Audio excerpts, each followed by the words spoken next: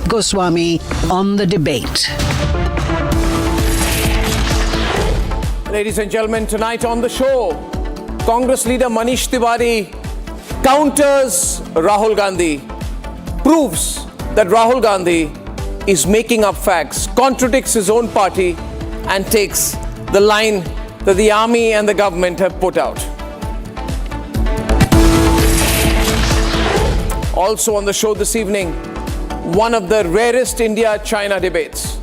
Why is India continuing to not tell China in clear terms that it should not fight a proxy battle through Pakistan?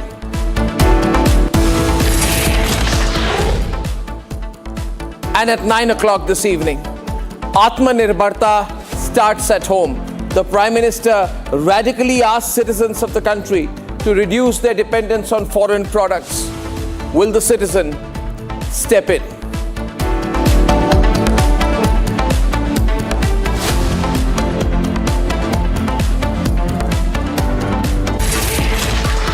And ladies and gentlemen, as they say, the truth can never be really put in abeyance for too long. And senior Congress leader, senior member of Parliament Manish Tewari has openly countered and contradicted his party's stand. And that's a good thing, because at the end of the day, if Manish Tewari has realized that the position of the Congress party in trying to claim that India gave advance notice that there was some mediation, that the Americans mediated between India and Pakistan, and that our government gave advance information to the Pakistanis. If a Congress leader like Manish Tewari has realized that the Congress party is lying, it's good. And therefore, I think with a lot of deliberation and with a lot of thought, Manish Tewari has contradicted Rahul Gandhi, and that is also good. Ladies and gentlemen, this whole business of Rahul Gandhi, of trying to repeat a lie 1,000 times and hope that it turns into a truth, had to be eventually countered by someone within his party.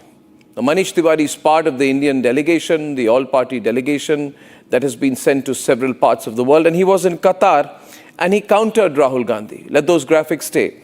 He said, talking to both the countries or the interlocutors at a point when there are tensions does not really constitute mediation. That's a reference to all the contact that there was with America. Rahul Gandhi trying to suggest that India had agreed to American mediation. Manish Tewari says that's nonsense. There is no possibility of this being interpreted as mediation. And Manish Tewari, I believe, understands more of diplomacy than Rahul Gandhi. He's also got a very good professional record as a lawyer. He has a keen interest in diplomacy. He's a member of the Atlantic Council.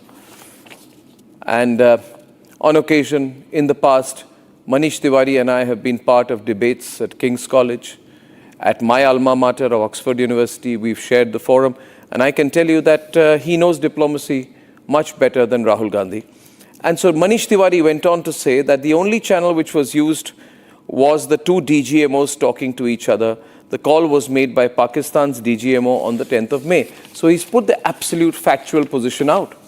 And he has basically tried to say that this whole business of trying to create an unnecessary gray area, of trying to claim that Trump should be given credit for the ceasefire, the kind of unthought, unprepared, and I would say unaware line that people like Pawan Khera take. This is very unfortunate, and I'm very happy that to counter the kind of tweets that Pawan Khera has put out, to counter the kind of disinformation that Rahul Gandhi is trying to put out, Manish Tewari has gone and made it absolutely clear that even to suggest something to that effect is wrong.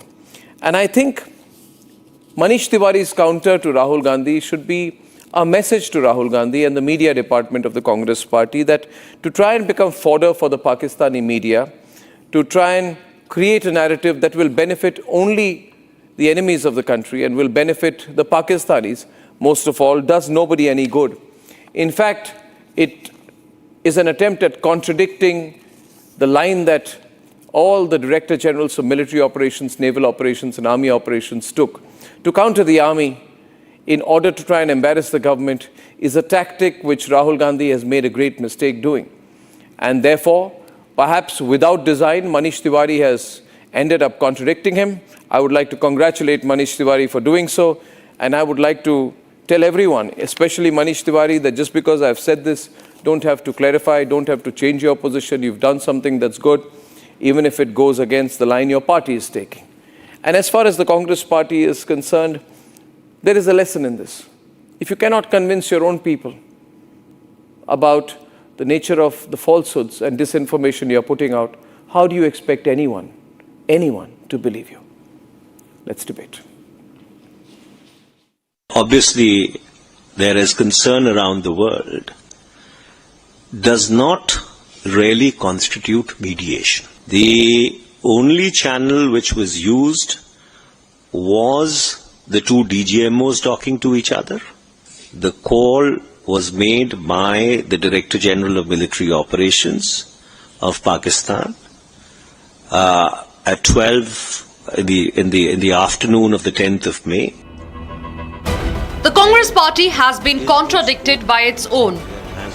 Taking an anti-party line was the Congress MP Manish Tewari himself. Days after Donald Trump claimed mediation in the India-Pakistan ceasefire deal, the Congress was quick to question the government on tip-off to Pakistan. इस देश के राजनीतिक नेतृत्व पर हमें भरोसा नहीं है. हम उनसे सवाल पूछेंगे, बार बार पूछेंगे. आप खुद बोलते हैं आपने पाकिस्तान को पहले ही सूचित कर दिया. पाकिस्तान को सूचित कर दिया और पुंछ के नागरिकों को नहीं किया. जो 15-16 लोग हमारे सिविलियंस मारे गए उनको भी सूचित कर देते, लेकिन पाकिस्तान को सूचित कर दिया. आपने पाकिस्तान को सूचित किया तो क्या अजहर मसूद इसीलिए भागा? क्या हाफिज सईद इसीलिए बच गया? और इस सूचना देने के बाद भारत को क्या क्या नुकसान हुआ, ये आतंकी तो आपके सामने भाग ही गए हैं. तो इसका तो जवाब हम पूछेंगे ना. And now, countering the Congress party is their own member of parliament. Since 1972, we have a clear template that if there is any outstanding issue between India and Pakistan, it has to be resolved bilaterally. There is no place, there is no scope for any third party mediation at all. Unfortunately, you are confronted with a situation where Pakistan is not a country which has a military, but unfortunately a military which has a country. What happened between the 7th and the 10th of May 2025 was India exercising its option of acting in its best self-defense. The infrastructure of terror needs to be dismantled, and India reserves the right that, God forbid, if in future any such activity is perpetrated, the response would be calibrated, the response would be direct, and no effort will be spared to denude the infrastructure of terror across the border. The Congress questioned the Modi government on terms of the ceasefire. आज तक हमें जवाब नहीं मिला कि 2023 में पुंछ में जो आतंकियों ने किया, 2 अक्टूबर 2024 में गांधरबल में जो किया, गुलमर्ग में अक्टूबर 2024 में जो किया, पहलगाम में अप्रैल 2025 में जो किया, उन आतंकियों का क्या हुआ, वो कहां है? आज तक जवाब नहीं मिला कि सीजफायर किन शर्तों पर हुआ. आज तक जवाब नहीं मिला हाफिज सईद, अजहर मसूद बच के कैसे निकल गए. To which their own MP, taking an anti-party line, said that there was no mediation. Let us very clearly understand that the word mediation carries with it a certain structured legal connotation. Talking to both the countries or their interlocutors at a point in time when there is tension and obviously there is concern around the world, does not really constitute mediation. The only channel which was used was the two DGMOs talking to each other.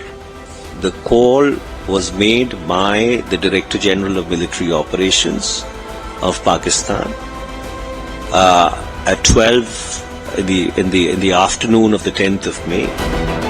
Manish Tewari's statement comes in a direct counter to Rahul Gandhi's post just 3 days back, wherein he questioned the External Affairs Minister on ceasefire deal. After facing huge embarrassment, will the Congress now accept the truth from their own MP?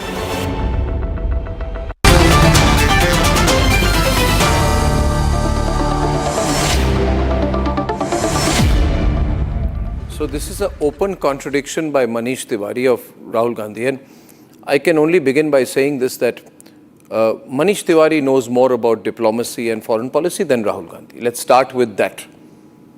We must start with that understanding. Here is a man with a professional record, unlike Rahul Gandhi, with a successful professional record and a fairly nuanced understanding of diplomacy. Now, there are two questions here. The first question is, did America mediate? Manish Tewari says, Shazia, Abid and Nikhil, Manish Tewari says there is no mediation. Rahul Gandhi keeps tweeting, why is there mediation? Who asked Trump to mediate? His word is, who asked Trump to mediate between India and Pakistan? And in which he is assuming, yes, there has been mediation. Abid, Manish Tewari says, don't you understand foreign policy? There is no mediation. कल तक भाजपा कांग्रेस के एमपीओं को खानदानी गुलाम कह रही थी। आज यही गुलाम विदेशी धरती पे काम आए देश के लिए। What do you mean विदेशी धरती पे काम आए देश के लिए? नहीं, मनीष तिवारी ने कहा है कि मीडिएशन नहीं है। There is no mediation. No, 1 minute. Abid. बोलने दीजिए पूरी बात। Abid, Manish Tewari has said there is no mediation. आप खुद कह रहे थे ना ये खानदानी गुलाम है। आप तो खुद भी कहते थे। मैं ऐसे words use नहीं करता हूँ। I don't use these words. आपने तो कभी I have not used these words about Manish Tewari. This word, I have called Rahul Gandhi a dynast. I don't use the word Khandani Gulam. That's your language. Pakistani DGMO call करते हैं तो हम मान जाते हैं सीज फायर करने में। Why? No. 1 minute. Abid, 1 minute. जो 26 भारतीय Abid, let us restrict ourselves to what Manish Tewari has said. Manish Tewari has said there is no mediation. He says, 1 minute, Rahul Gandhi says, how did you let Trump mediate? Manish Tewari to aapko educate kar rahe hain. He is saying that talking to both the countries or their interlocutors at any point of time when there is tension does not constitute mediation. I can talk to Yugoslavia. I can talk to Serbia. I can talk to Russia. Does not mean I have told Russia to mediate. This is common sense. Your leaders don't have common sense. Shazia. Absolutely. And you know something, Adil, you can't have it both ways. So when Manish Tewari says and just represents facts as they happened, as they transpired, you are very proud of the fact that, it is our heroes who are saying the right thing. But when the leader of your party, Rahul Gandhi, undermines Indian sovereignty, brings in the whole idea of mediation and brings in something that, of course, what Nehru did, and tries to undermine India's stand and ridicule the military operations and all the briefings that took place, he he still remains a hero. And then when this person who is part of the Congress party, Manish Tewari, and I'm very proud of Indian political leaders who are part of the delegation, who are out there, irrespective of the party they come from, they're representing facts with complete, clarity. Louder, please, in the studio. And being very specific. So shame on the leader of Congress party. Shame on Rahul Gandhi and his team who doesn't even listen to their own leaders. Senior leaders like Manish Tewari, Shashi Tharoor and many others. Full marks to Manish Tewari. And you must decide either if you have a problem. ये किस team में है? आज BJP को कांग्रेस की जरूरत पड़ी क्योंकि बीजेपी ये जानती है कि वो फॉरेन पॉलिसी का उनको एबीसी भी पता नहीं है। वो वहां जाके क्या बोलते? आप ही को क्यों भेजते हो वहां? आपको क्यों नहीं भेजा? क्यों कंफ्यूज है? आपको क्यों नहीं भेजा? मनीष तिवारी आपके लीडर है कि नहीं है? क्यों नहीं भेजा? पहले ये बताइए। नहीं शाहज़ा जी आपको क्यों नहीं भेजा? नहीं आप एक बहुत सिंपल योगी जी को क्यों नहीं भेजा? आप बताइए मनीष तिवारी आपके लीडर है कि नहीं है? यस और योगी जी को क्यों नहीं भेजा? मुझे बताइए योगी जी बताइए नहीं भूल जाइए मनीष तिवारी है आपके साथ नहीं चले गए? उन्होंने कांग्रेस पार्टी छोड़ दी है। अमित शाह जी खुद क्यों नहीं चले गए? कांग्रेस पार्टी के सीनियर लीडर है कि नहीं?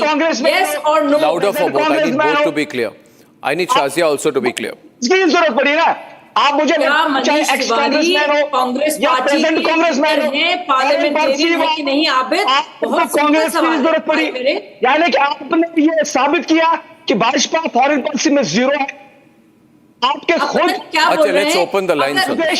आप नहीं, आपके खुद विदेश मंत्री कहते हैं कि हम इनसे एक बहुत साधारण सवाल पूछ रही हूँ, या तो मनीष तिवारी इनके लीडर हैं, अगर लीडर हैं तो क्या वाकई में अगर उनका स्टैंड और राहुल गांधी का बिल्कुल अलग है, विपरीत है? शाजिया जी, क्या ये मनीष तिवारी को सैक करेंगे? इसके पास आबिद भाई का जवाब ही नहीं है।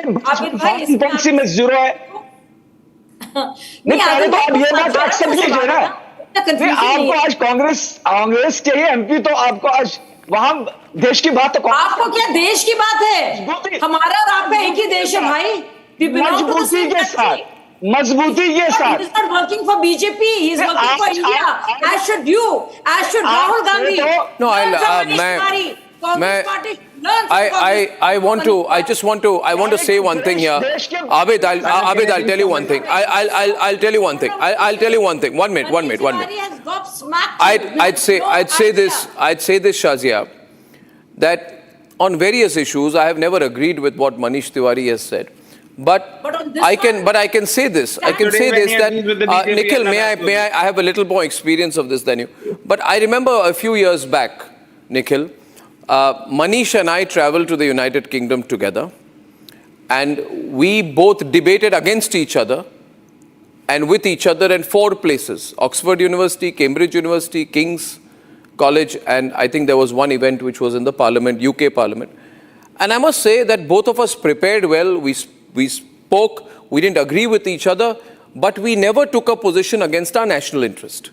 So when it comes to people like Manish Tewari, because of his life experience, you see, he's been a professional lawyer.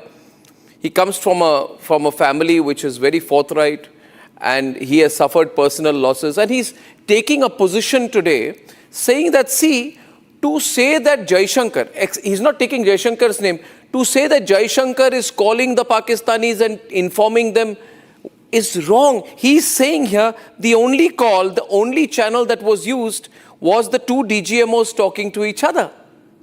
Now, you are saying which team is he on? I'm saying Manish Tewari is part of Team Bharat.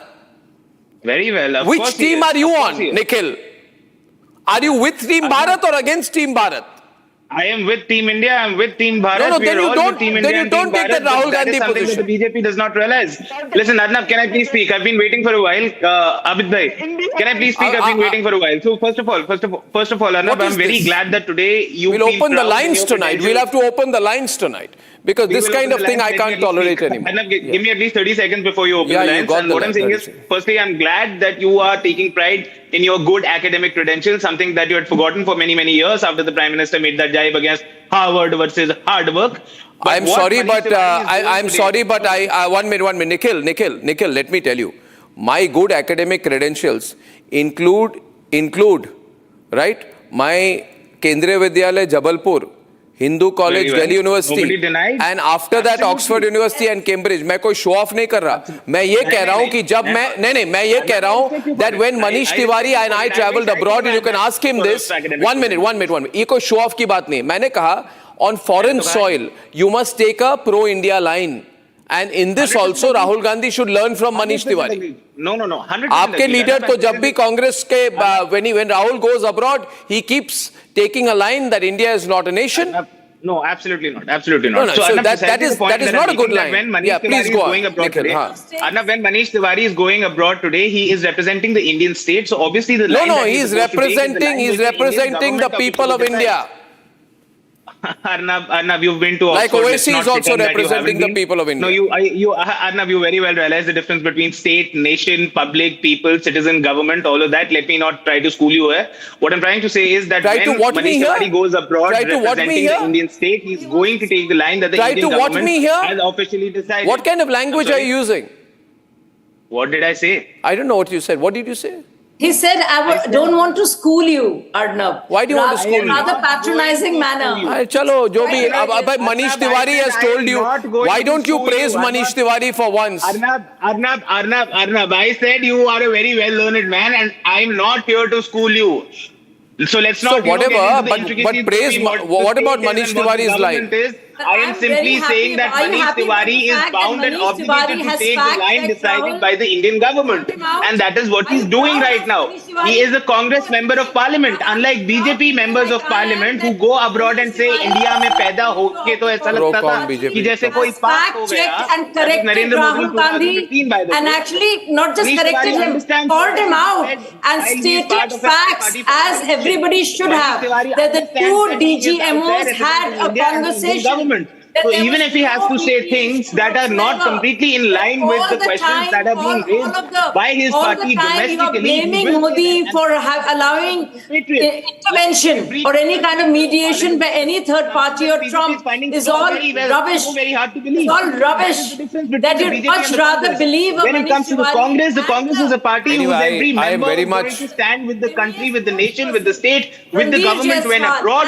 But for the BJP, Shazia and then phone lines. Shankar, that we'd much rather believe all these people than a Rahul Gandhi who wants to believe what Trump said, something that Trump also disputed. No, I mean the way to look at it is, Nikhil, the way to look at it is you have 1 minute. There are two sides. 1 minute. 1 minute. There are two sides. There are two sides, Nikhil. Nikhil, can you take a semicolon break for a moment? Nikhil, you're a nice man. Nikhil, there are two sides. There is Narendra Modi, S. Jaishankar, right? Lieutenant General Rajiv Ghai, the DG Naval Operations, the DG Air Force Operations, Manish Tewari, everyone on one side. On the other side, there is one guy called Pawan Khera and Rahul Gandhi. Which side will you believe? Ashok is calling from Chennai. Ashok, what do you think? Ashok. Good evening, Arnab. Good evening. It is a travesty of times that we have a thoroughbred anti-national like Rahul, who leads, unfortunately, a national party called Indian National Congress. Now, the least he could do is keep his gob shut. He need not say anything. He need not malign our nation wherever he goes abroad, whenever he goes abroad. At least the least he could pay respect is by maintaining stoic silence. I know, Ashok, he just can't do that. I mean, to keep his gob shut. Yeah. Abid, you heard that? That's popular opinion. This is what people think, This is what people think of your party because of the things Rahul does. मुझे आप बताइए. हाँ, बताइए. मनीष तिवारी जी किस party से? Congress party से. शशि थरूर जी किस party से? नहीं, आपकी प्रॉब्लम आपकी पार्टी की नहीं है. आपके प्रॉब्लम आपके नेता राहुल गांधी की है. Why don't you understand? Your problem is not with Congress. Problem is with Rahul Gandhi and Robert Vadra. ये आप बीजेपी ये मान ले, ये फॉरेन पॉलिसी में जीरो है. I don't know what you're saying. The BJP is the government which has sent the all-party teams. Okay, Rohan is calling from Mumbai. Rohan? Good evening, sir. Good evening. Nikhil, do you understand? Nikhil. Start of the operation. It means Jai Shankar ji called up after the operation started, not before. It's plain, simple, goddamn English. Superb, Rohan. Nikhil, hear that. The DGMO at the start of the operation is the statement by the External Affairs Minister. He did not say after the operation. He said at the start of the operation. At the start of the operations means, oh God, this is, these people are, Rohan, they're incorrigible. Rohan, they're incorrigible. Rishi from Mumbai. Rishi. Hi, Rishi. Hi, good evening, Arnab. Good evening, Rishi. Good evening. Hi, nice to see you. I just have a simple question for the Congress party. Yes. Put it down, Nikhil. Don't be like a child. Put it down. Rishi is talking. Rishi, say again, please. Yeah. The information given out to the Pakistani side after the operation start does not constitute to any crime. And one simple query to the BJP spokesperson, any particular reason for us to have a ceasefire in a winning position? No, so, okay. Do you want me to answer that? Of course he wants to. Yes, ma'am. Okay, so when the two DGMOs spoke and after India had achieved its purpose as in affecting and impacting 11 air bases, putting the terror havens, 9 of them, destroying them, ensuring that not a single missile or drone touches Indian soil by keeping all our civilians safe and ensuring that our interception was so good. I mean, I don't want to use the word bloody, but it comes to my mind. It was so good and perfect that it destroyed all the Turkish, Chinese weaponry. Answer Rishi's question. So that is the reason why there was a ceasefire. We have much more to lose because we are on an upward graph.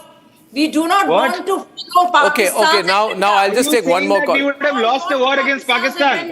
We will do. Madam BJP spokesperson, are you saying that India would have lost the war to Pakistan? And this is the call taken by the military and the armed forces. Arnab, are you looking at what the BJP spokesperson is saying on your show right now? There will be a ceasefire or no ceasefire. I think the BJP spokesperson is saying right now, what she's saying is that India had met its strategic objectives. That was her reply to Rishi. DGMOs by the top national executive.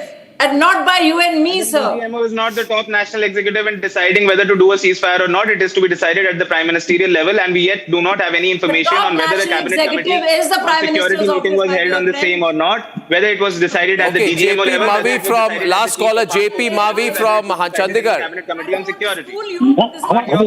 Hi, Mr. Mavi, are you there? Yeah, Arnab, good evening. How are you? I'm very well. Nikhil, put that down. Nikhil, put that down. Nikhil, put it down. Yeah. Nikhil, don't behave like a child. Nikhil. No, 2013. 2013, Narendra Modi used to He's just behaving badly. Mr. Mavi, go on. What's your point? See, Manish has been, I'm from Chandigarh and he's been from our school. And I believe he's really, he's studied under the brothers who are from the Irish brothers, and he has a lot of knowledge.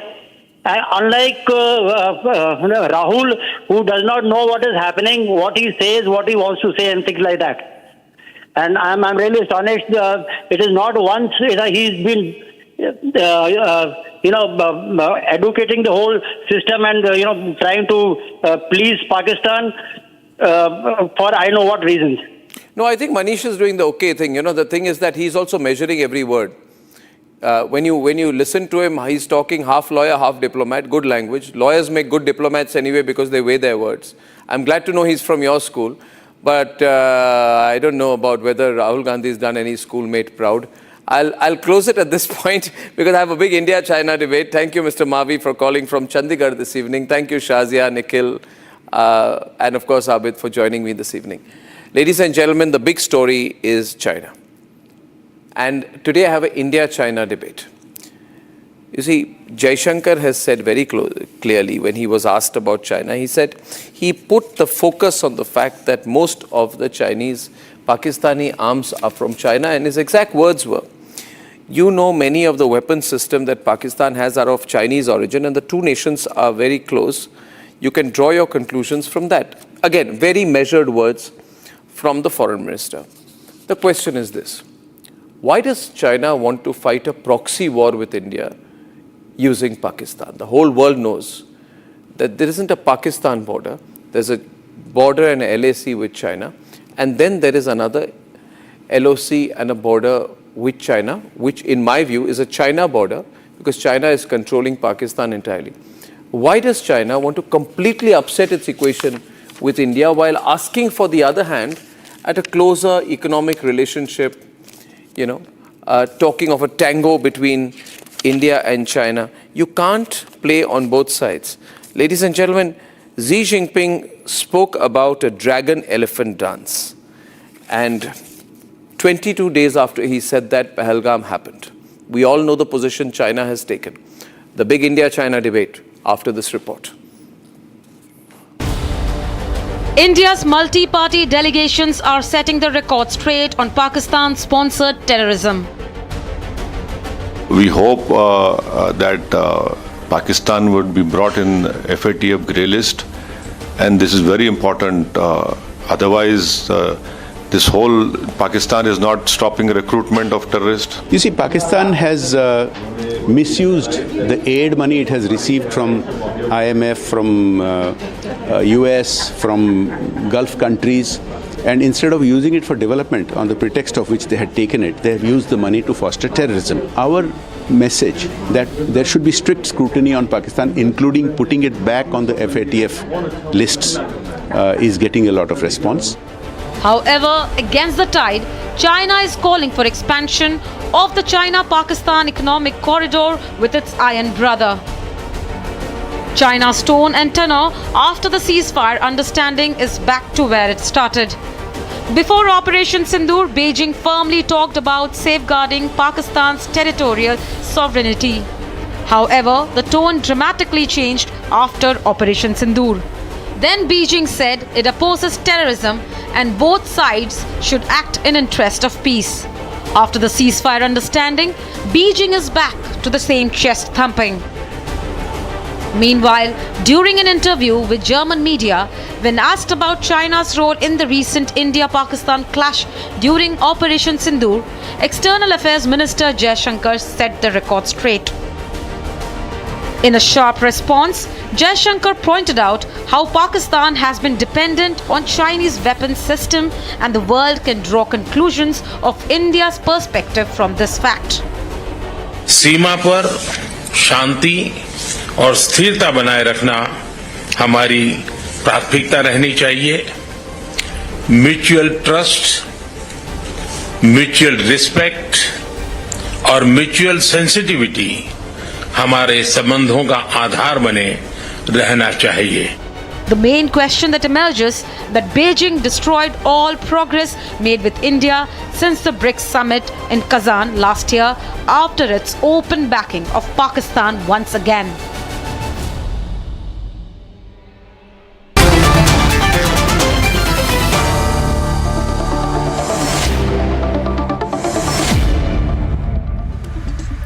Now from Beijing, I'm joined by Victor Gao. Victor is Vice President of the Center for China and Globalization. Now, Victor, I believe that China and India can work together, but not in this way. You see, there has to be a two-way relationship here.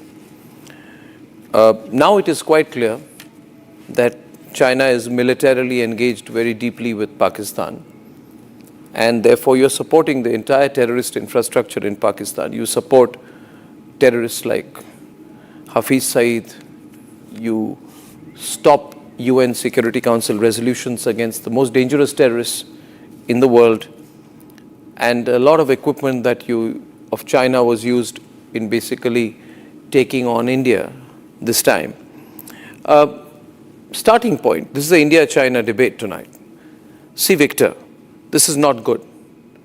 You want to have a relationship, then that relationship has to be one based on mutual strategic interests.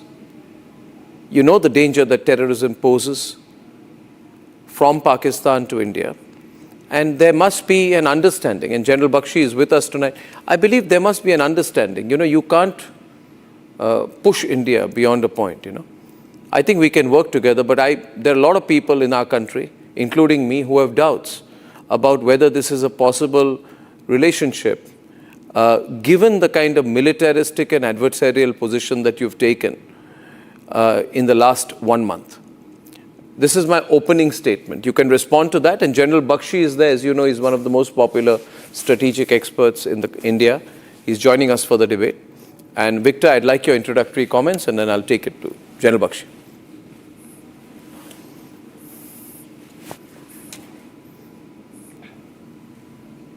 Arnab, were you expecting Victor Gao? This is Einar Tangen. Sorry. I'm sorry to keep referring there. That question is to you, Einar. Victor will join us in a bit. I'm sorry for the slip up. That is entirely to you, Einar. It's always good to know who you're talking with. In terms of your statement, China, at the time that this terrorist act happened, heinous murdering of 27 innocent people, heinous terrorist act, there was a call for an investigation. Instead of investigation, there was, it seemed, a jump towards action. China was very consistent in saying, hold back, as was the rest of the world, including the United States, Russia, Europe, etc. India chose to go forward. It is a sovereign country. It has that right. But there are questions about whether they jump to a conclusion without enough factual evidence. After the fight that took place, there's now the battle of narratives, and Jaishankar is caught between them. The story that's coming that you just said is that somehow China was trying to encourage or was backing this idea that Pakistan should go out there and engage in terrorist activities. That just simply isn't true from Beijing's point of view, and quite the opposite. They're trying to calm things down. They do not want terrorism. They have, in the past, for political reasons, held off on condemning what India has said are terrorists, and which there's a very convincing argument for. But at this point, it's very difficult for India. Jaishankar did not make a sharp just a minute, response. Einar, just one point, just a clarification here. And now I'm joined by Victor Gao. General Bakshi, I'm just going let's not use the English language. See, you have blocked UN Security Council resolutions against terrorists like Hafiz Saeed. If you would not call Hafiz Saeed of the Lashkar-e-Toiba a terrorist, may I ask you, 1 minute, please allow the entire question to be asked. What would you call Hafiz Saeed? Well, you didn't let me finish. What would you? No. What would you call Hafiz Saeed? No. What would you? No. My point is, Einar, could you tell me what word in the English language, as a profession, you would use to describe the profession of Hafiz Saeed? I think he's a radical. I don't approve of what he's doing. I don't know enough about what he's done other than his claims to having been involved in activities which I would consider terrorists. But if you believe that he's a terrorist, if you believe he's a terrorist, why would you allow? No, we must intervene at the point. Einar, I don't see anything. You just said that he's a terrorist, but you said I'm not bullying you. I'm asking you. You acknowledge that he's a terrorist, Einar, and if he's a terrorist, why not call a terrorist a terrorist? It's good for the whole world. Isn't it? Yes, and why aren't you doing the same thing for those who are attacking innocent people in Balochistan? Where is the outrage from India? Where is this? Why is it one-sided? No, 1 minute. Only those who I will explain one thing to you. See, again, I don't know whether Einar got angry, but the point is, raising the Balochistan issue here. General Bakshi, I want to bring you in, and Victor, welcome to the program. I hope you're not in as angry a mood as Einar is tonight. The question, General Bakshi, is this. I began by a premise that China and India should work together and build a great economic relationship. However, all I said was there has to be an understanding of each other's strategic priorities. And that's all. You have to understand that there has to be sensitivity mutually. General Bakshi, Victor is here on the program. Einar has gone sulking. What would you say to Victor? I mean, just take the discussion forward. General Bakshi, please. Arnab, India and China are, I think, two of the most ancient civilizations on the planet, right? Till the Chinese invaded Tibet, we had very harmonious relations. Unfortunately, things have gone south thereafter. What I would like to state is China itself has a problem of terrorism in Xinjiang with the Uyghurs, right? They are victims of terrorism themselves, not just confined to the Xinjiang outlying province, but from there it has spread and acts of terror have taken place in the whole of China, right? Now, China knows well that a country has the right of hot pursuit. When you are unnecessarily attacked in such a cowardly fashion by terrorists, you have the right of hot pursuit. India has only exercised that right of hot pursuit.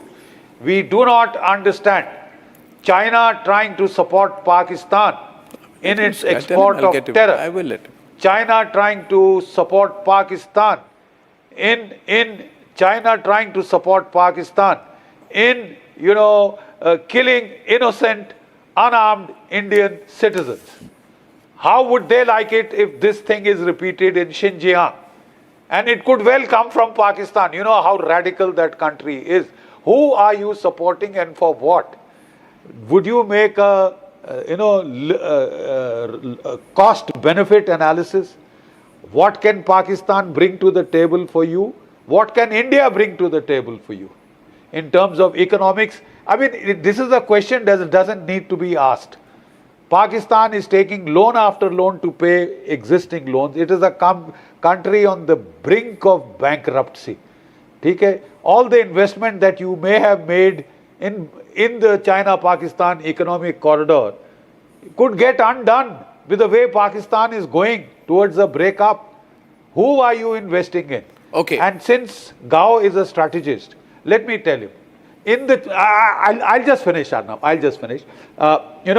In the Chinese strategic doctrine, there is one main strategic direction. From the time of Mao Zedong onwards, they don't like to fight on two fronts, and nobody sensible wants to.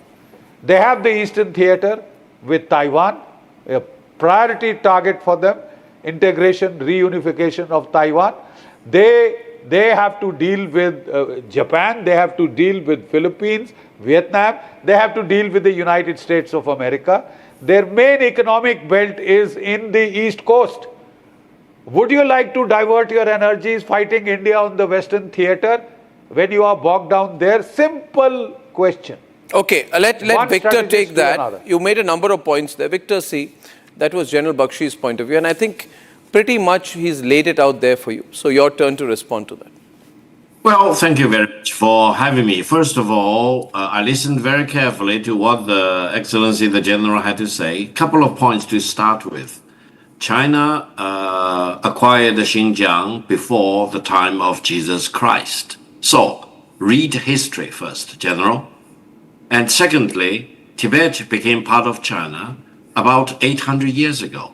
Again, read about history. When you talk about invasion of Tibet, it's not done by China. China and Tibet became one country about 800 years ago. That's the basic historical facts you need to study. I know you study the military, but studying military without historical context will not make you a great military leader. That's the first point. The second point, you talked about China and Pakistan. China-Pakistani friendship and cooperation are established on solid rocks. It will never be shaken by any force in the world. So no country in the world should second guess China-Pakistani solidarity and friendship and brotherhood and sisterhood. And such brotherhood and sisterhood did not just start in May 2025. It started quite a few decades ago. The Pakistani side and the Chinese side jointly produced the military planes, and the Pakistani side has the full benefit of all the military advances that China has made over the decades. So don't pretend to be surprised if China and Pakistan closely cooperate in defending the legitimate of Pakistan, in defending its sovereignty and territorial integrity. Now, you talked about terrorism. I personally condemn terrorism of all colors and shapes and forms. And we need to deal with the fundamental reasons for terrorism. But whenever there is a terrorist attack, you cannot just jump the gun and jump to the conclusion that accusing a certain other country as sponsoring the terrorist attack. Let's deal with the terrorist attacks as they are and get to the bottom of that by exhausting all investigation and inquiry before you will be justified to take military actions. From the Chinese perspective, taking military action is always a matter of last resort rather than a first resort. And I think it will be completely unjustified for India to jump the gun and to attack another country by claiming that that country is behind whatever terrorist attack that may have happened. Victor, if I may just tell you one thing. See, you're getting emotional about this. I'll tell you one thing. In all the previous times when there have been terrorist attacks from Pakistan, and please understand this logically. You may want to support Pakistan in any circumstances, no problem. You must also remember from history that any country that has gone too deep into Pakistan has ended in disaster. See what happened to the Americans. See what happened to the Soviets. You want to go the same way? No problem. Let me also tell you that all your investments in Balochistan are ash. They are worth nothing because the people of Balochistan have risen against whatever the Pakistani army is doing. The third point I want to tell you is, why do you want to expose the weakness of your defense systems? Your entire sort of, what you call air defense system, which you told the Pakistanis HQ-9, was useless. We went right into Pakistan. We bombed the living daylights out of them. Our missiles went and hit them. Where was the Chinese system? It was just ineffective. It did not work. Maybe you should send it for repairs. Secondly, you spoke about your planes, your J-10 fighters. They failed. The stock market price of these companies is today down.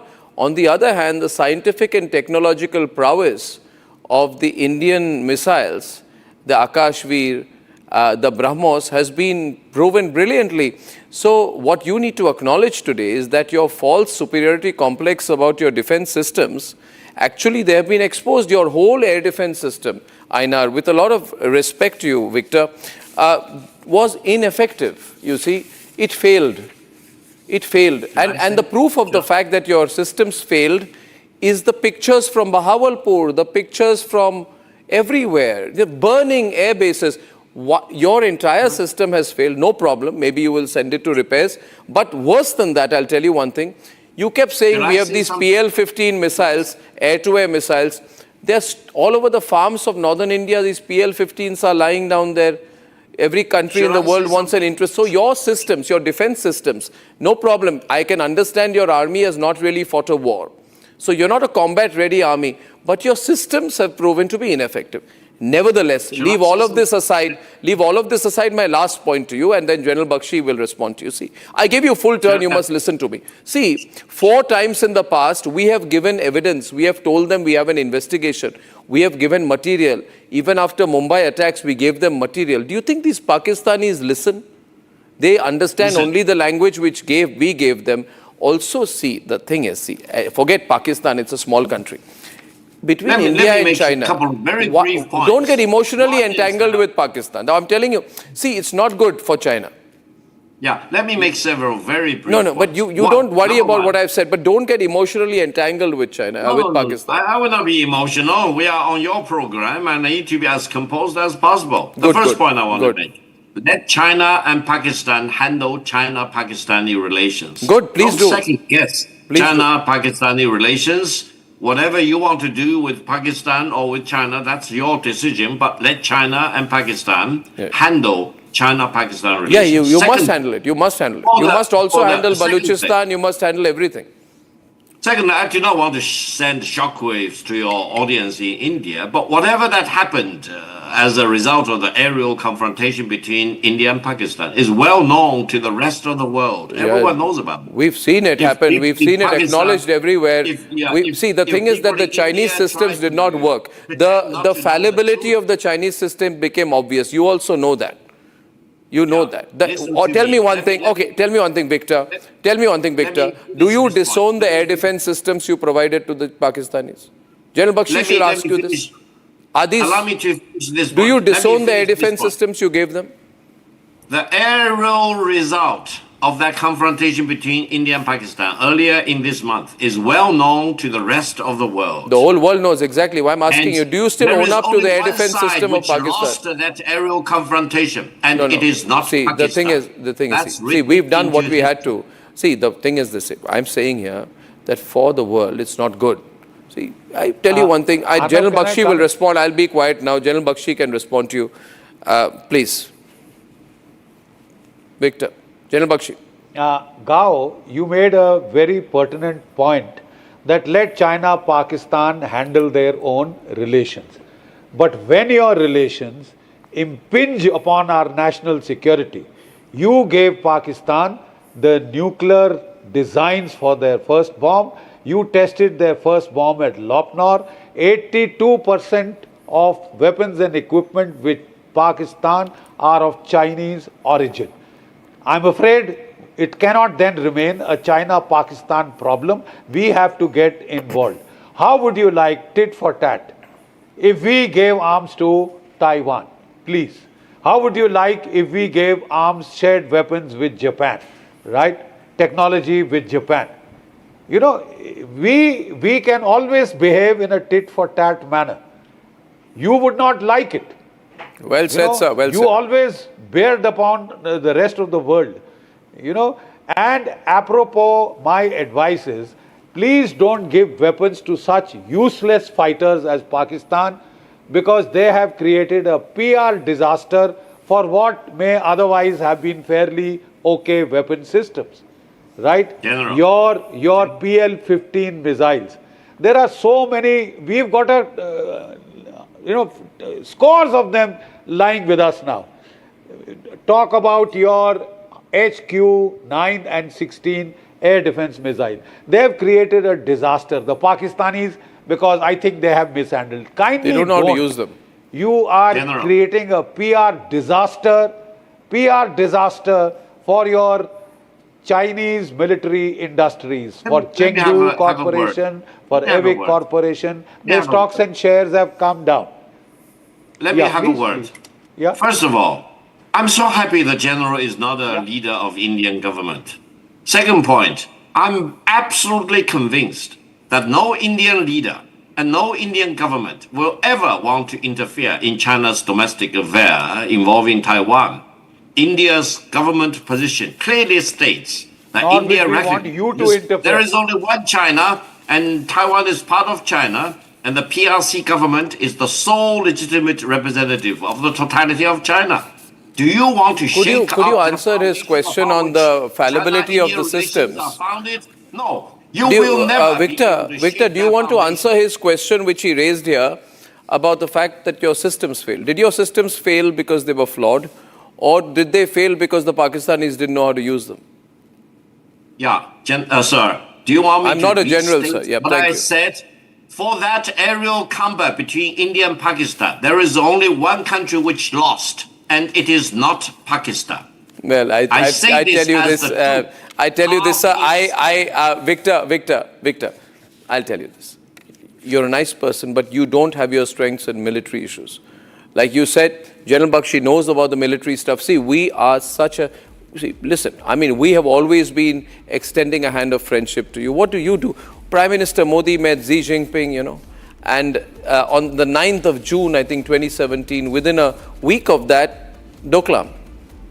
Right? We keep meeting you. You have a trade imbalance with us of 100 billion. It's fine. We're working with you.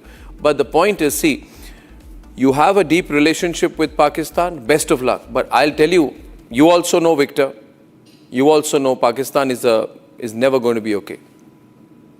Let me tell you, you got messed up in a problem that you will not be able to handle. Nobody can help Pakistan. You can't help Pakistan. Pakistan is what it is. Let me tell you a secret which may better help you understand me. Secrets and all. I'm actually a guest professor at one of the best national defense universities in the world. In that case, let me tell you. I suggest since you're a gazetted professor at a defense university, I probably suggest to you the subject for your next PhD supervision should be the failure of our air defense systems in Pakistan. And the various reasons and causes of doing it. Aerial confrontation, and it is not Pakistan, sir. I cannot be as clear okay, sir. I have nothing personal with you, Victor. But this time it's not going good. See, we're fighters, Indians. You know what happened in Doklam. We give a nice punch back. We've done that. We have political leadership. We're very strong. And, best of luck to you with your relationship with Pakistan.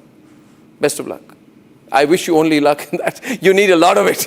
Okay, so I'll leave it there, Victor. I'll leave it there, General Bakshi. Thank you both gentlemen very much. It's been an interesting first India-China debate since what happened in Operation Sindhu. Tell me what you thought about it. On the other side, the Prime Minister spoke about various things today in his speech in Gujarat. But what interested me the most was where he said that pitch for Make in India isn't just the government's job, it's the people's job. He said by 2047, we must reject foreign-made goods. We must support Indian-made goods, Indian-made manufacturing. We must support Swadeshi. It's a great approach, but is it possible? When I'm back. Time for a quick breather. Arnab will be right back with the debate. Powered by Century Ply Club Prime, Raho Befikar. Co-powered by Best Internationally Recognized Hospitality Education Brand in India. Amity has been ranked amongst the top 3% universities globally, a testimony to Amity's globally benchmarked quality. दादी के हाथों का जादू और खुशबू से महकता घर, माँ की मुस्कुराहट और खाने की सुगंध, MDH गरम मसाला, क्योंकि हर रिश्ता है स्वाद से जुड़ा। विमल में गुलिस्तां के ये कुछ लजीज फरिश्ते जब साथ घुलें तो जी ललचाए और दिल कहे कि स्वाद की जुबां में खुद को ऐसे डुबाऊं कि निकल ना पाऊं। विमल की जुबां कुछ है ही ऐसी, मानते हैं? विमल, बोलो जुबां कैसी? Where the software engineer meets the gifted content writer to create the big dream. The world comes together at Sharda University. MDH की हल्दी मिर्ची धनिया करे कमाल, ये रंग दे, ये खुशबू दे, ये तीखा, ये कम पड़े, क्या निराला MDH masala.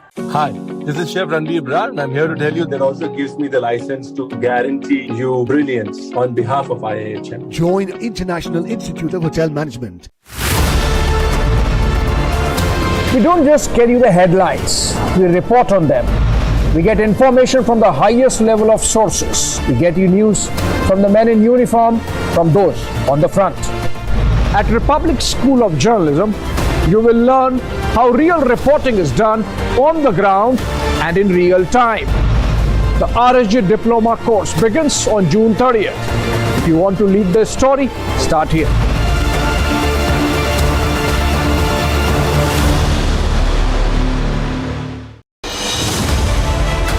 I have seen what it takes to report from the front line. Accuracy, urgency, courage, and responsibility. At Public School of Journalism, you will be trained for all that reality. It's not theory, it's live learning.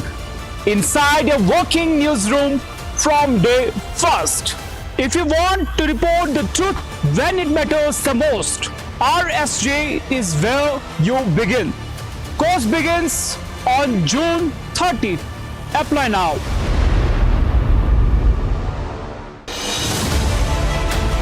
I have seen what it takes to report from the front lines. Accuracy, courage, urgency, and responsibility. At Republic School of Journalism, you will be trained for that reality. It is not theory. It is live learning from inside.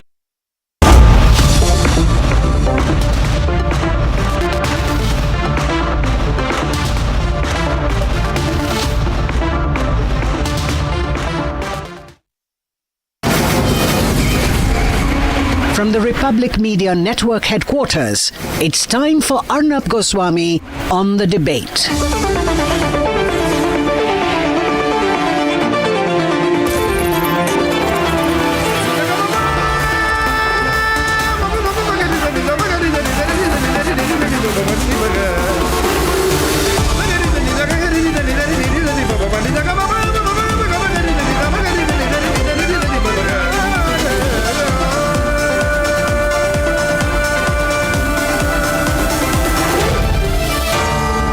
Arnab Goswami on the debate.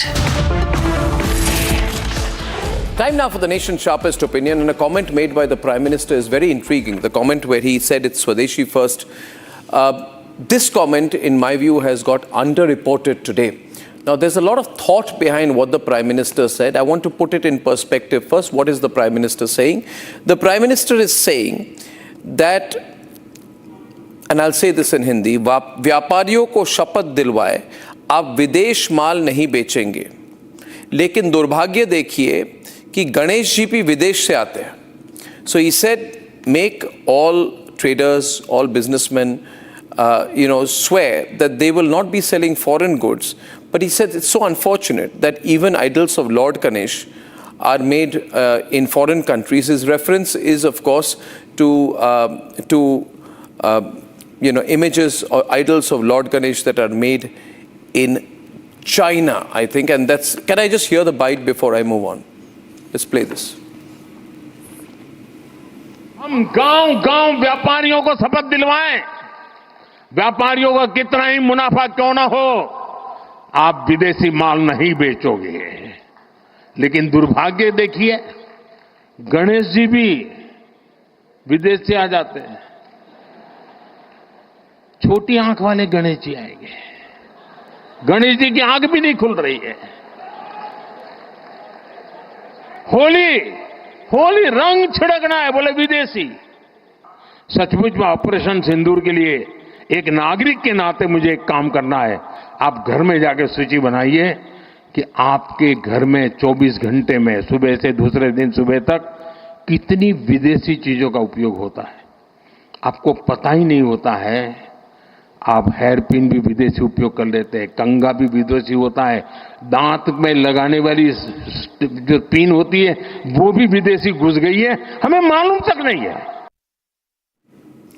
There's a deeper point the Prime Minister is making. He says toothpicks, combs, even hairpins are now all foreign made, and we are not aware of this.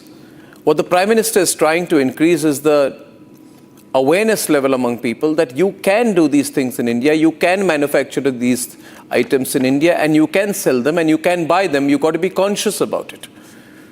He's making a larger point. You see, in the aftermath of Pahalgam, Operation Sindoor, the global trade negotiations, everything that's happening around the world, it's very clear that it's not just the size of our economy that is important, it's also the self-reliance of our economy, which has been a motto for Prime Minister Modi, Atma Nirbhar Bharat. He's basically trying to say you've got to be very resilient about trying to create a situation where Indians use Indian products.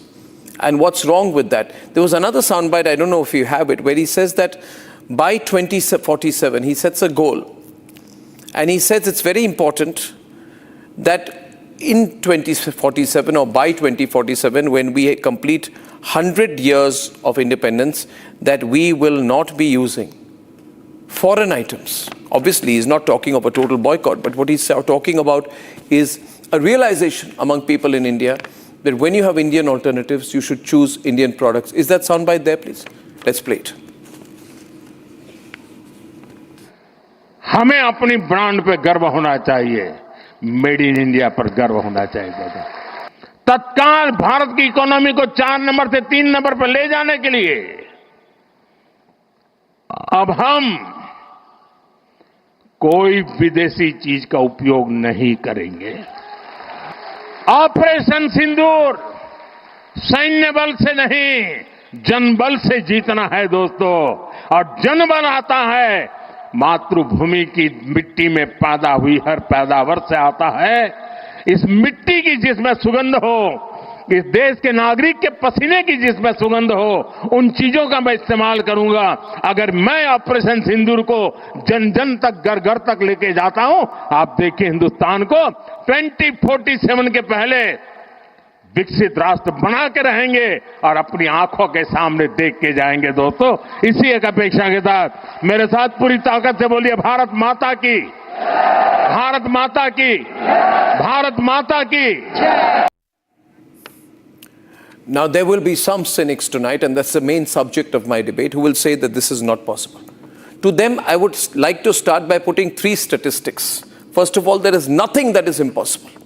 If you start from a premise that it's impossible, it will be seen to be impossible. It is not impossible for India to be a productive economy that is among the top 3 in the world, and it's not just a market, but a manufacturing base, a very strong manufacturing base.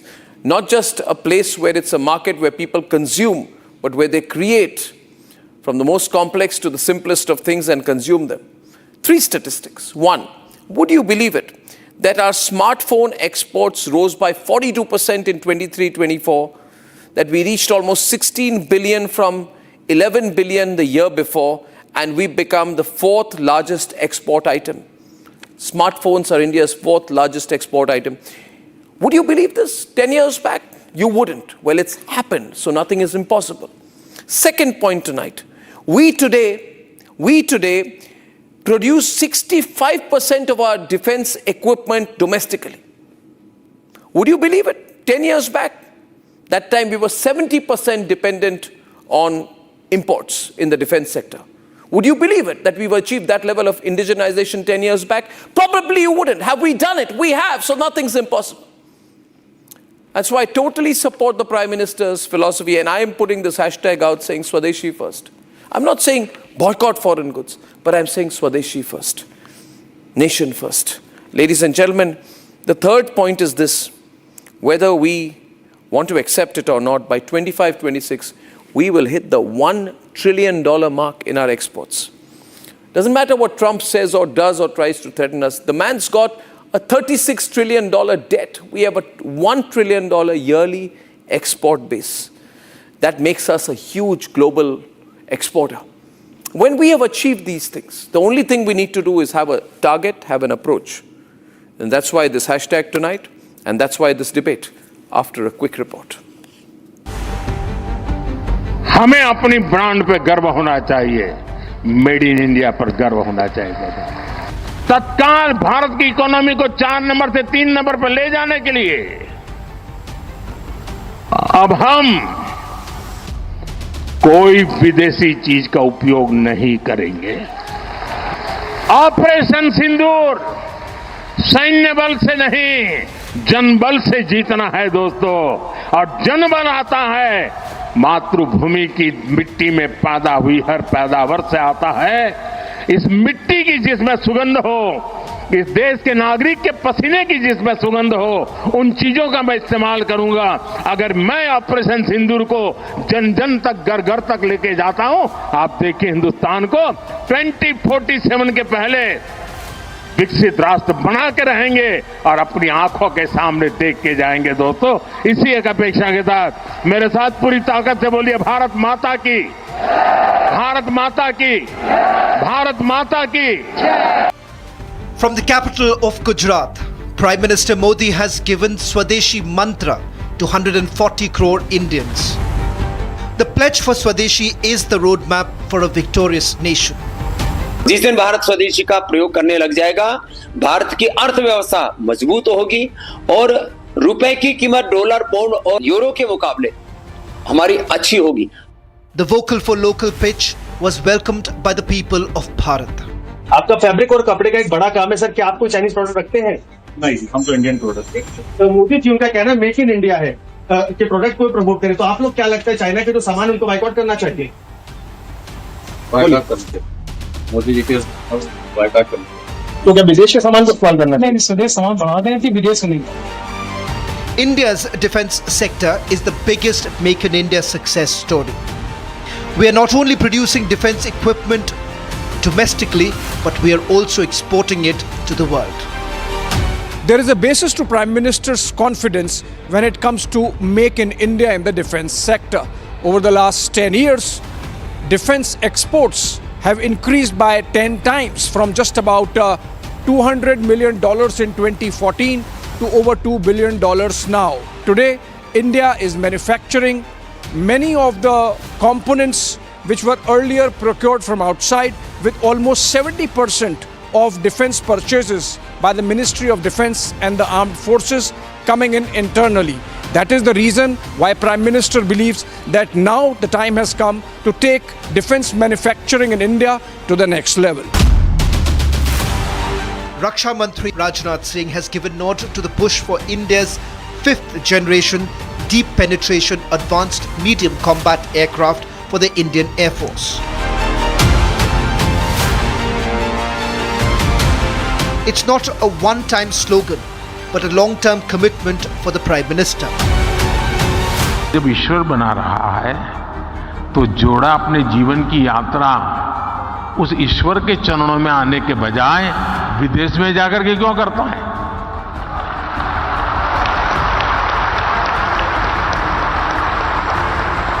और मैं तो चाहता हूं मेरे देश के नौजवानों को मेक इन इंडिया जैसे है ना, वैसे ही एक मूवमेंट चलना चाहिए, मेड इन इंडिया। शादी हिंदुस्तान में करो। ये दुनिया के देशों में शादी कर ले, ये हमारे सारे धन्ना सेठ आजकल फैशन हो गई है। Make in India is a mantra which can give us a definitive upper hand against terror backers like China, Turkey and Azerbaijan.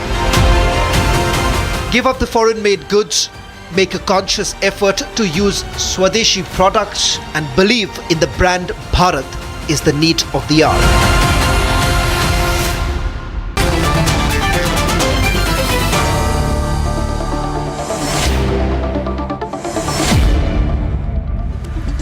It's an idea. Swadeshi first. Nobody is going to be against it. This is, some people will say it's unrealistic. I don't think it's unrealistic. It depends on what you set as the borders of your imagination. Ajay Alok, Ajay Bagga and Dr. Ashwini Mahajan are on one side. Dr. Ashwini Mahajan is co-convener nationally of the Swadeshi Jagran Manch. Ajay Alok is the BJP spokesperson. Ajay Bagga is a very well-known voice of the business community in our country. Market expert, understands macroeconomics perfectly. Santosh Mehrotra is critical of the government on most issues. He's visiting professor at the University of Bath in UK. Romesh Sabharwal is a Congress leader. And Rajat Sethi on this side, I think, is critical of the government's position or the Prime Minister's position. Thank you very much. He's an analyst.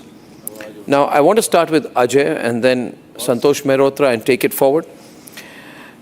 Santosh Mehrotra, I want to start with you here. You see, it's such a great idea. And we can't be just a market for the world. We need to do things that radically make a difference, that reduce our dependence on the rest of the world, right?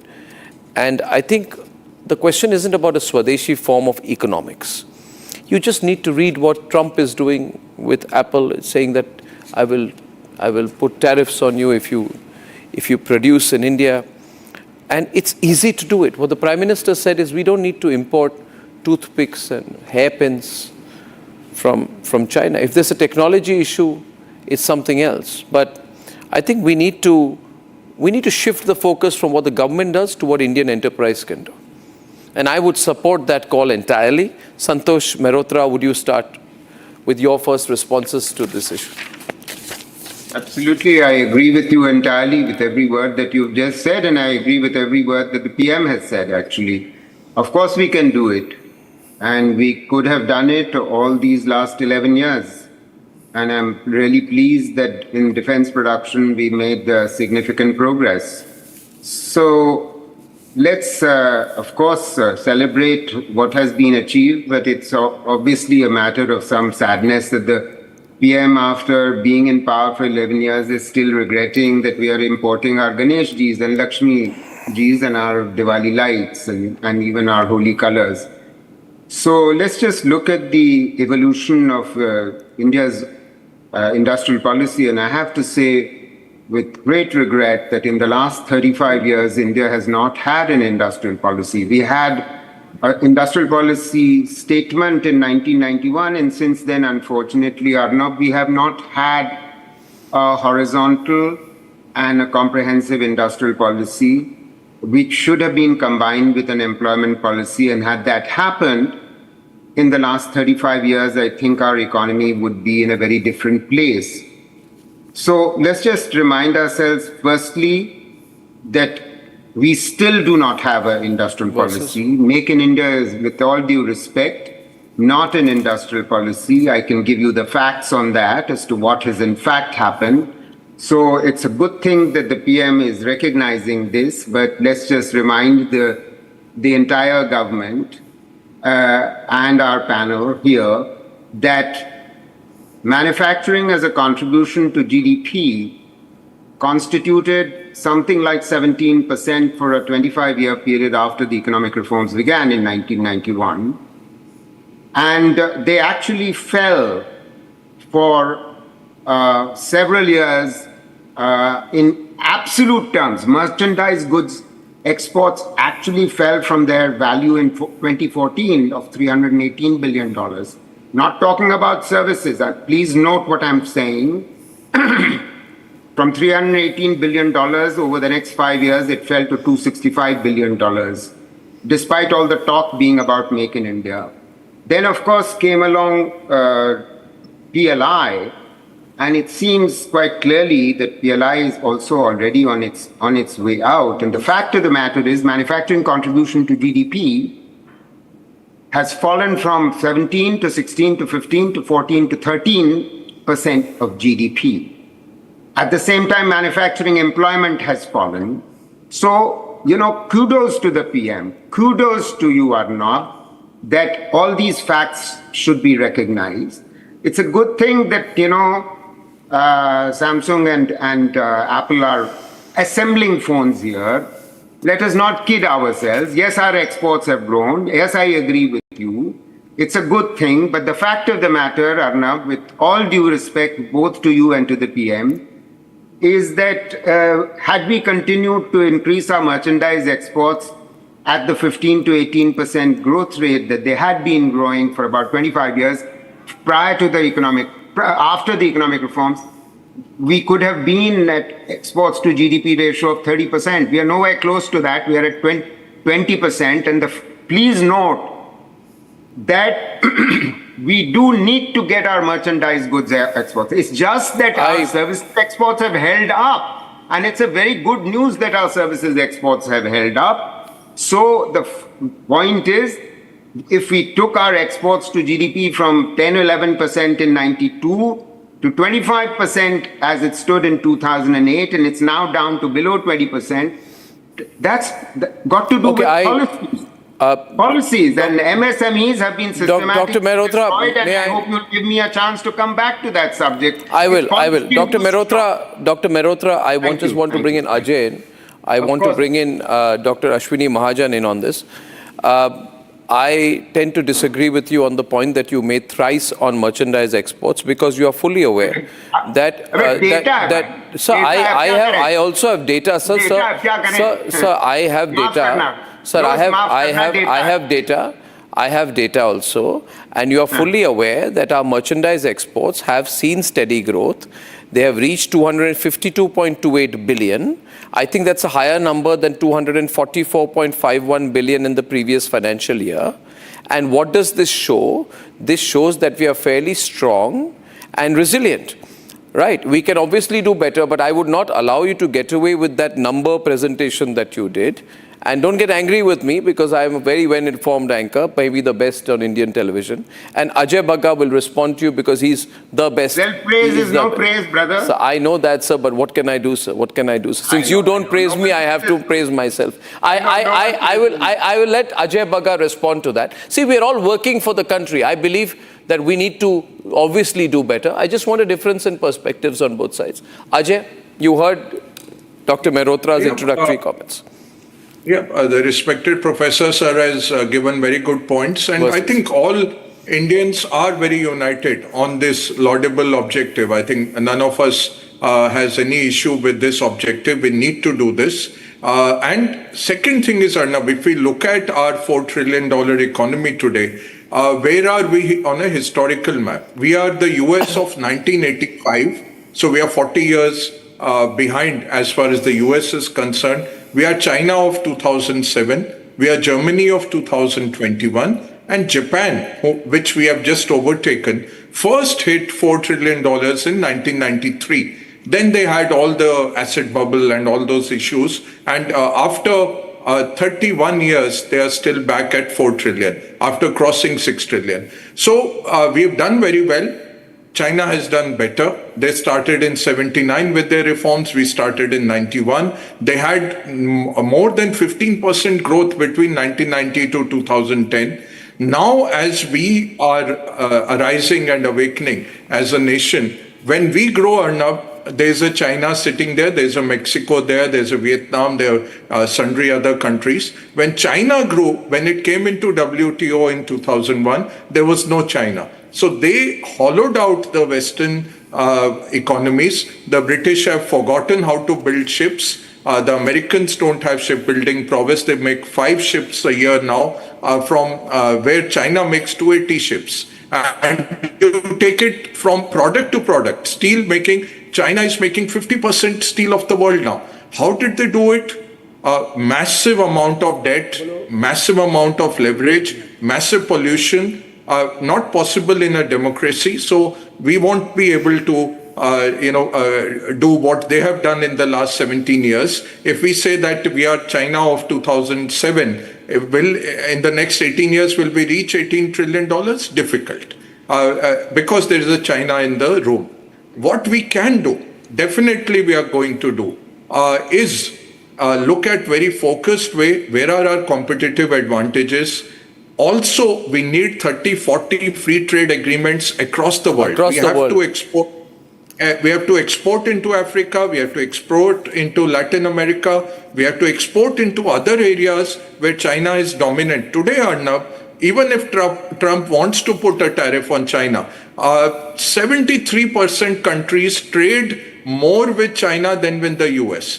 53% countries in the world do 2x trade with China versus what they do with the US. That's the dominance China has taken. And as your last segment you saw, they are very ruthless. They don't have any respect for the rule of law. They will do anything to stay ahead. So it's a tough task for us, but it can be done. Comparing PLI, what respected Professor Sir mentioned, the PLI, we were very small in PLI and the results have been spectacular. China, I'll give you an example. Last year, their PLI was $152 billion.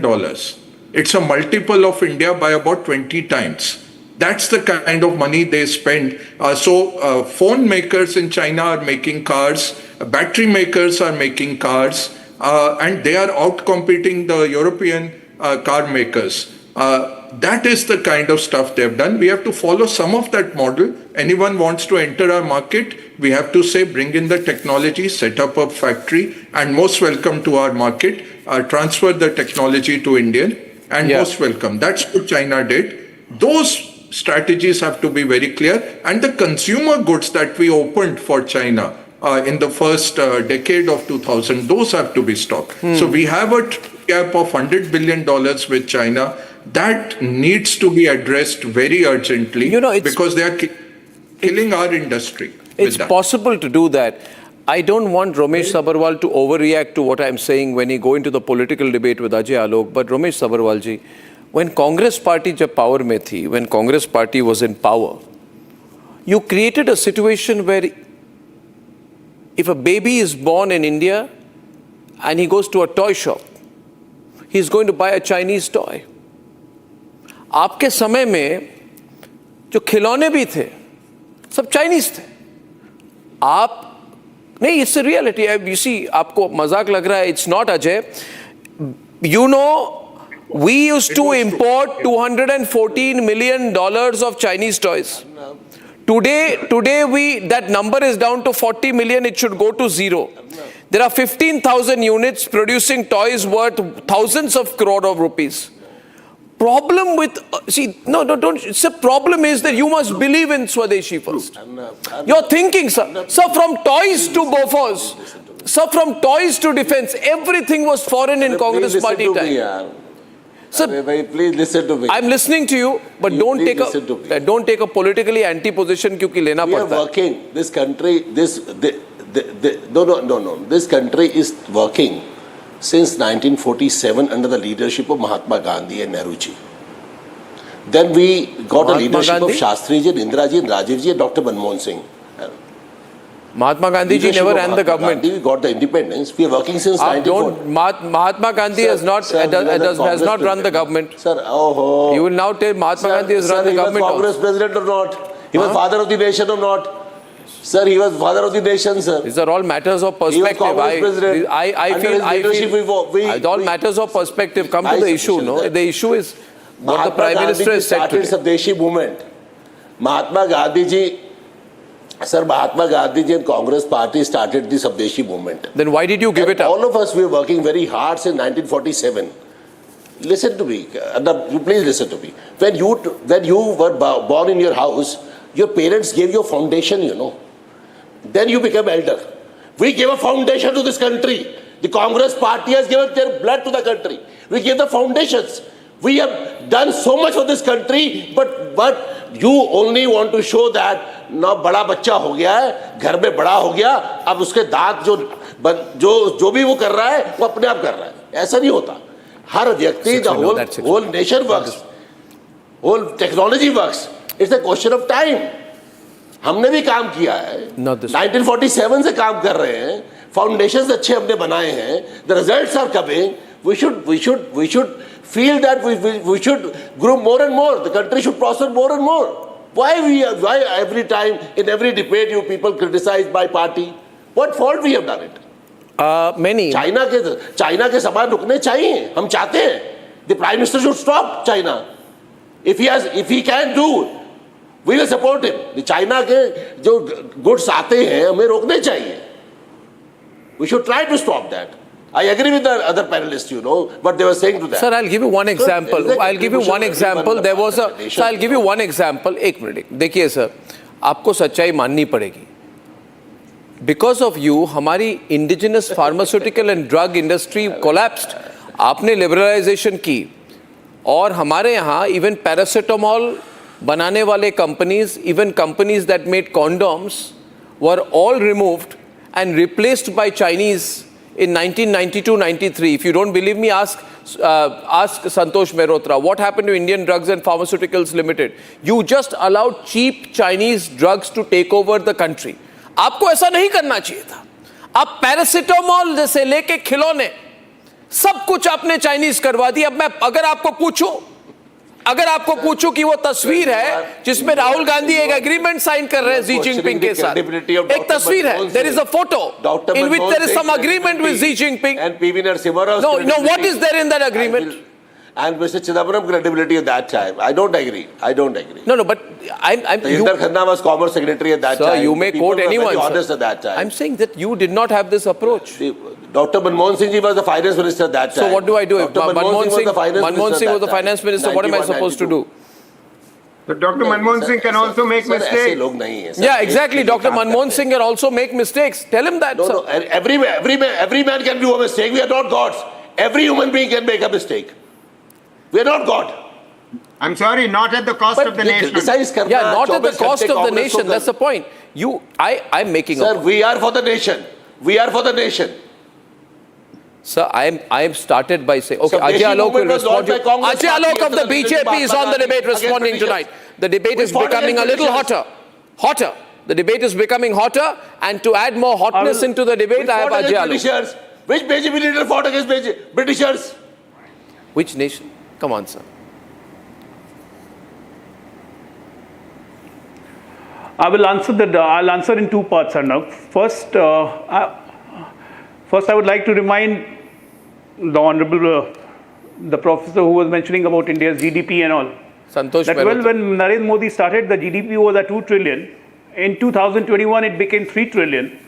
And 2025, it is 4.17 trillion, becoming the fourth largest economy. Though, you're right, that manufacturing... It's not the fourth largest. The IMF has refuted you. But in spite of 12%, please, listen, I didn't interfere in between.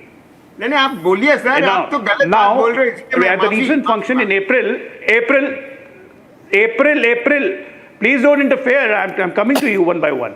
In April, Hoover Institute, Samford University, our finance minister Nirmala Sitharaman said that we have identified sunrise sectors in the economy where we are going to push manufacturing, like semiconductor, medical devices, leather industry, textile industry, and we plan to take it to 25% of the GDP's contribution in manufacturing by 2032.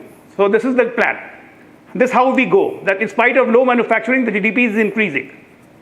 Second thing, with more than 2 lakh startups and more than almost 10,000 unicorn in the country, I think we are doing fairly good enough. So let's be optimistic about it. Let's not be pessimistic. Now coming back to Mahatma Gandhi, though he never ruled the country, but he was the first leader who opted for Swadeshi movement by introduction of Khadi. He used to do everything. And after Mahatma Gandhi, if any one leader who has pushed for Swadeshi movement so fiercely, it's only the Prime Minister Modi. You have to acknowledge it. Now, why we say make in India for the last 10 years? Why this concept was not there? Who stopped? Nobody stopped any government for doing make it in India. I mean, we did the nuclear explosion way back in 1974, but still we used to import weapons. Even a Glock pistol we used to import. Why? Didn't we have the capacity? How we are manufacturing today? How our defense exports are growing today? That's the will and that's the policy, and that's how you act. ऐसे थे हमारे पास. And as far as Congress party goes, let me tell you, as far as the Congress party goes, till 1991, India was a closed economy, closed country. ऐसे थे हमारे पास. They used to call it Hindu economy, if you remember. The Western used to call us Hindu side of economy. Now see the colors of Hindu economy. How does it change? I agree, liberalization 1991, it opened the floodgate for India, but we couldn't capitalize because we were still Hindu economy. The GDP rate was 2 to 3%. Nobody used to talk about rate of GDP and the rate of growth. Britishers loot के Today we are thinking in terms of becoming third largest economy. Today we are thinking in terms of increasing our export, increasing our manufacturing. Now this is a different color of Hindu economy. So be proud of Hindu economy and let's be optimistic about it. Congress culture, it was only a license raj. Few used to flourish. All about importing things. Never gave a thought about exporting things. Nobody stopped China and nobody stopped India also. On an aside, I want to say, next time you go, next time आपको सेब खरीदने हो, रमेश सबरवाल, आप पूछिए, ये सेब क्या Turkey से है? Is this a Turkish apple? Shimla के नहीं आप पूछिए क्यों आपकी पार्टी ने अभी तक बताया नहीं whether you have an office in Turkey. Do you have an office in Turkey? Do you have an office in Turkey? Shimla. Do you have an office in Turkey? Kashmir. Do you have an office in Turkey? Yes, they have. Do you have an office in Turkey? Do you have We an are not office having any office, sir. Do they have an agreement with China? No. Indian Overseas. Do they have an agreement with PLA in China? हमारा कोई भी No, I'm very curious to get the views of Dr. Ashwini Mahajan and 1 minute. We are it's a serious debate. It's a serious debate. It's a serious debate. The Prime Minister has given an idea. I want Rajat Sethi and Ashwini Mahajan to debate this. Dr. Ashwini Mahajan, do you think it's possible not to use any foreign goods? तो प्रधानमंत्री जी ने कहा है कि हमें जो व्यापारी हैं वो शपथ दिलवाए, व्यापारियों को शपथ दिलवाए आप विदेशी माल नहीं बेचेंगे. क्या ये संभव है? Is it possible to do that? क्योंकि व्यापारी तो सिर्फ मुनाफे की बात कहेंगे. वो कहेंगे अगर फॉरेन माल बेच के हमको हमारा मुनाफा ज्यादा हो रहा है या हमारे सेल्स बढ़ रही हैं, तो this is a very good idea, but it's difficult to implement. I think it's absolutely possible. Just a week ago, there was a program in Delhi with CAT and other organizations. And traders actually took the oath of not selling the Chinese products, Turkish products, and other foreign products. Within this window. So this had happened Not this. In the presence of Smriti Irani ji. And Praveen Khandelwal ji was also there. And Swadeshi Jagan Manch and CAT had organized that meeting. So this is absolutely possible. And if traders so decide, it can happen.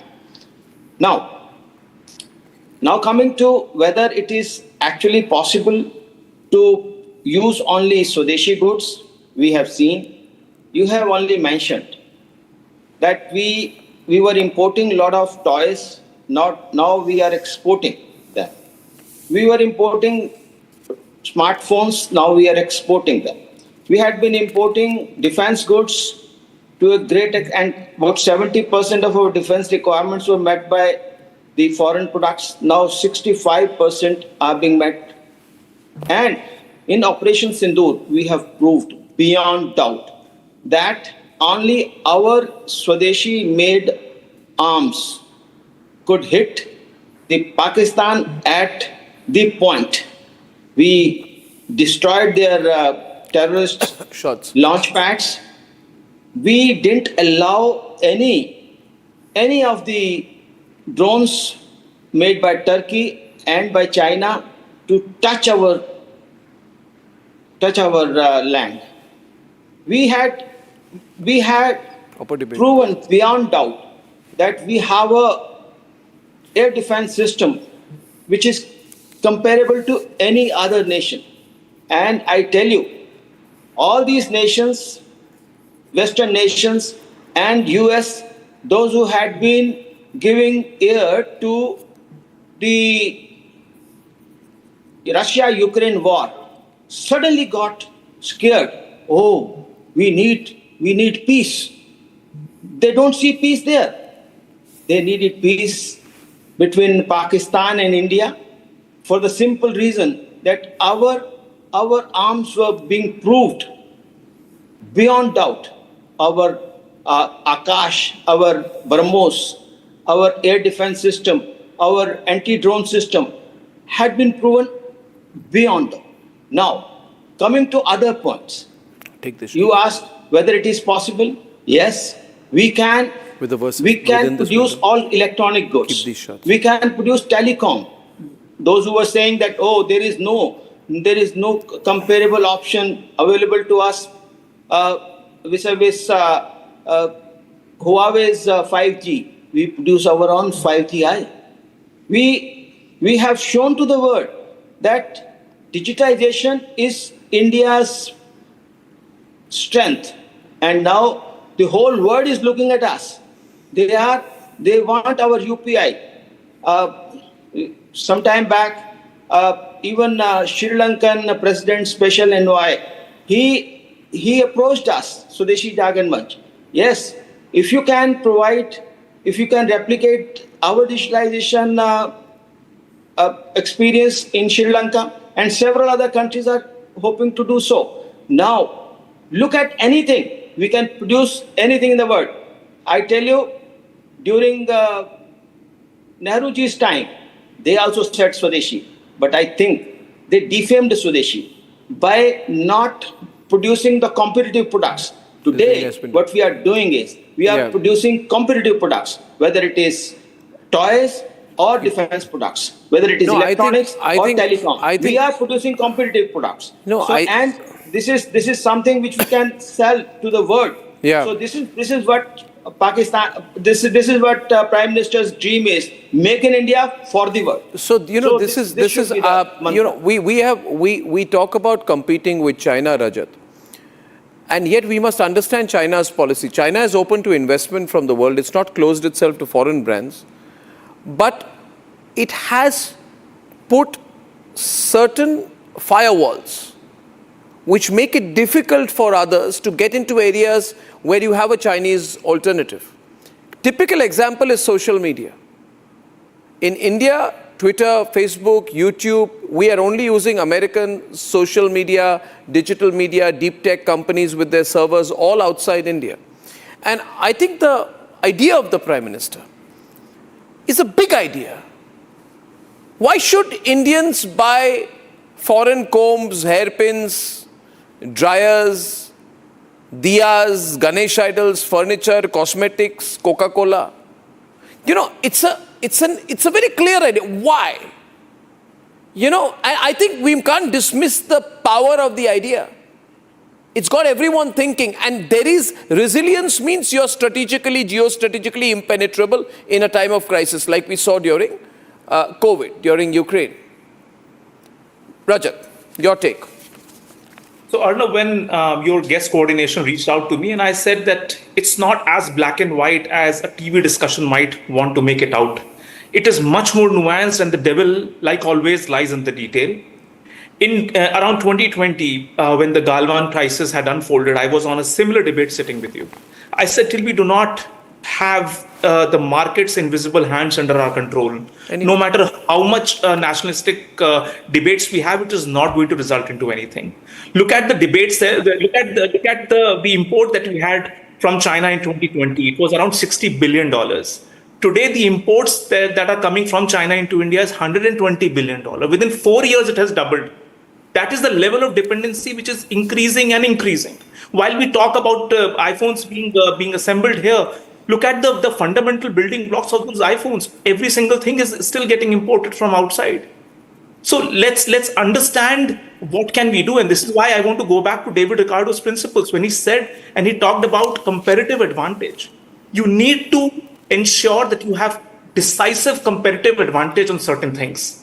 Once you achieve absolute world dominance on those things, other things will also follow. So it's not an either or question. The real question Was is was the competitive advantage established? Sorry, just to counter you briefly, I'm coming back to you only.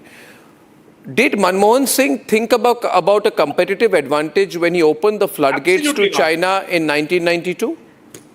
See, did he say Indian industry must have a competitive advantage? Congress party missed the decisive manufacturing bus back in 2000s decade, the first decade of this millennia. They missed that bus right there. And then we are only doing a catch-up game. And there is so much that we can do. Tell me today, Arnab, is capital a scarce commodity or is it abundant today? No, I'll answer that, but I'll ask you again. I'm coming back to you on this because, and I'm coming back to you, I'm asking you a counter question. You are right that our imports were 60 billion and now we have a trade imbalance of between 90 to 100 billion, which is really unfortunate. But my question to you is, who is importing from China? What is the responsibility of all those people? It's not Narendra Modi who's importing from China. There are people who are saying, for me, profit matters more than national interest.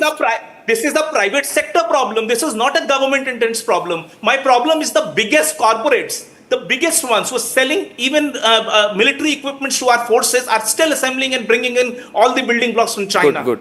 I can assure you, I can go line item by line item, look at Vajra shots.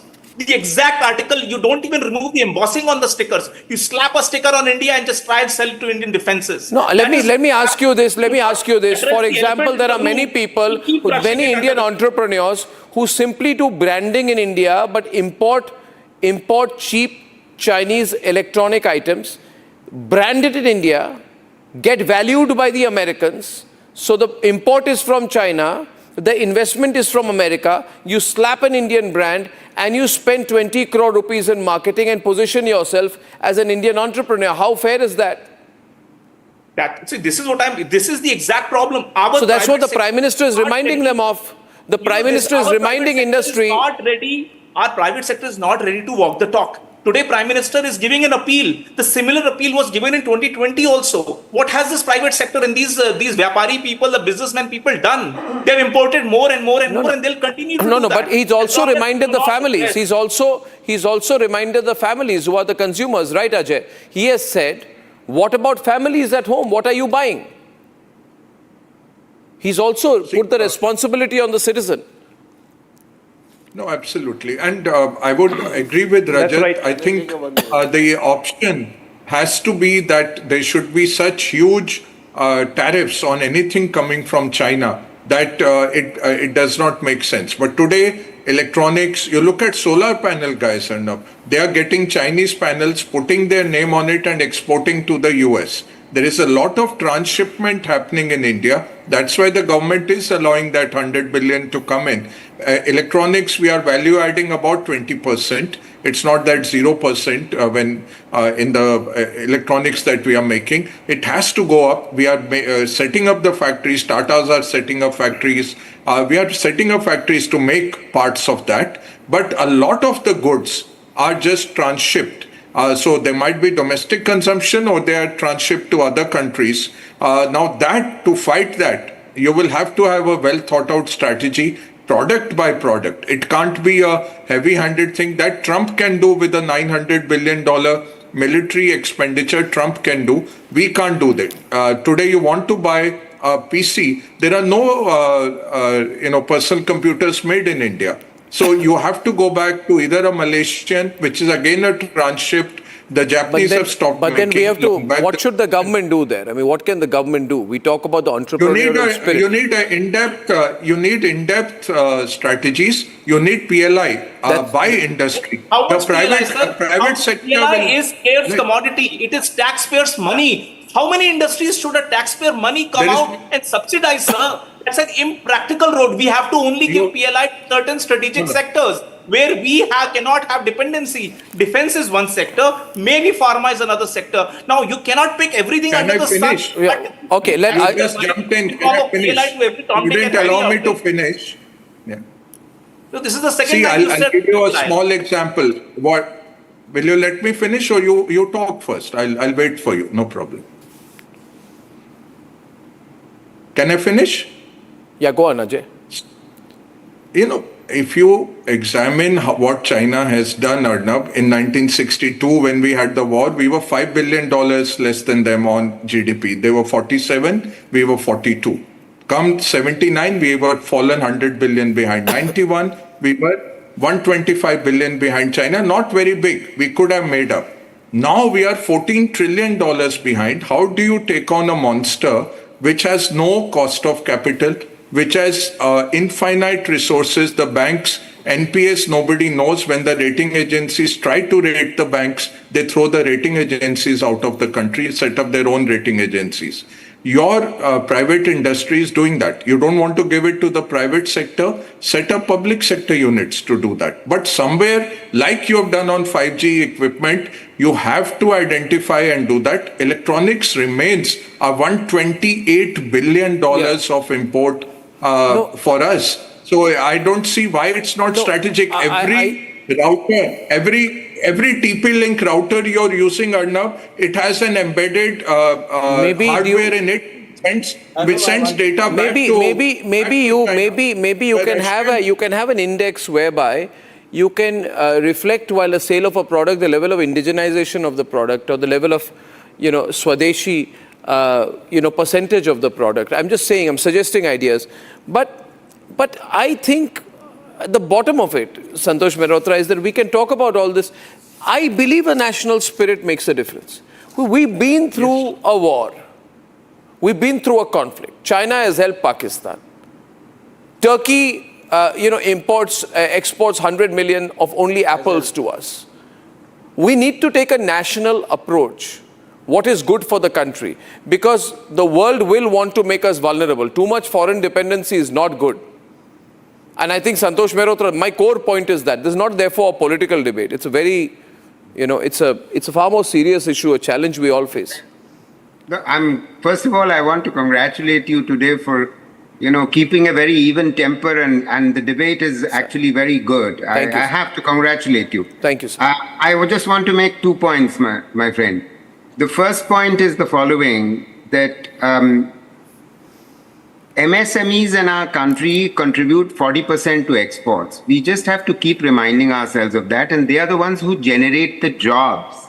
True. And with all due respect, I mean, a whole series of policy-induced shocks have led to a reduction in the number of MSMEs, and the exports suffered on account of that. This is the foundational reason why total manufacturing jobs fell. And this is the foundational reason why manufacturing contribution to GVA fell from the 17% prevailing in the previous 25 years to 13%. Therefore, the focus of policy now needs to be, in respect of MSMEs, much more cluster-based development. You already have, strong clusters. 5,500 clusters of manufacturing activity already exist across the country. And the MSME ministry has a cluster development program, but it's not well funded. It is not focused in terms of providing technology, skills, credit, all at to all the enterprises at the cluster level. That kind of thing needs to happen. If you started providing skills, get NSDC to provide skills in the 5,500 clusters around here. You will generate jobs for girls, because girls don't want to go to Delhi, Mumbai, Calcutta. They want to work in the nearby locations where there are manufacturing jobs available. And they are desperate for jobs, I want to tell you. That's the first thing that I agree with you on that. Since I'm running short of time, I'll just make one sentence. One sentence and I will finish, Arnab. Forgive me. I literally won't take more than 2 lines. You see, this is a sectoral policy that I talked about, but it's cross-sectoral because it's 5,000. But you also need to allow your real effective exchange rate to depreciate. We have been very nationalistic in terms of worrying about our rupee dropping to 85, 86, etc. Yeah, okay. The real effective exchange rate needs to drop, then our exports will grow. Okay. Thank you, sir, for that. Dr. Ashwini Mahajan, does it seem, how does it seem to you, sir? Because 20 years back, everything that the Swadeshi Jagran Manch was seen to be, the impression people tried to give, it will take India back. And today, everything that the Swadeshi Jagaran Manch is saying, Prime Minister is saying similar things. You are part of a mainstream debate on how to indigenize the Indian economy towards making it more modern and independent. I just wanted your perspective on that as a SJM co-convener. See, Arnab, if you see, I don't agree with Rajat on this issue, because what I feel is in 2019, India was a different story altogether. Today we are different. At that point of time, we had not shown to the world our digitization experience. We had not shown to the world our defense experience. And even in electronics and telecom, our 5Gi had not come to that level. Now, with all these experiences in space, in digitization, in payment system, we had shown to the world that our payment system can even counter SWIFT. So they had been saying, oh, we will put sanctions against you. Now, nobody can say that. So last all word that is showing that it is India's time. Yeah, last word very quickly. Very quickly, last word to Ramesh Sabharwal and Ajay Alok. Ajay? I'll tell you, we had a very nice academic debate, and all ideas which have come up in the debate is really encouraging. And of course, we all must follow it. But what happens to those sick political mind? After PM gave this clarion call for adopting Swadeshi, look at tweet from Mr. Manoj Kumar Jha, Rajya Sabha MP. He says, क्या ही कहा जाए? Message देने का ऐसा तरीका न सिर्फ casual है, बल्कि पूर्वाग्रह से लैस है. Very bad. इस बयान ने अपने देश के उत्तर पूर्व की महत्वपूर्ण आबादी को अपनी जद में ले लिया.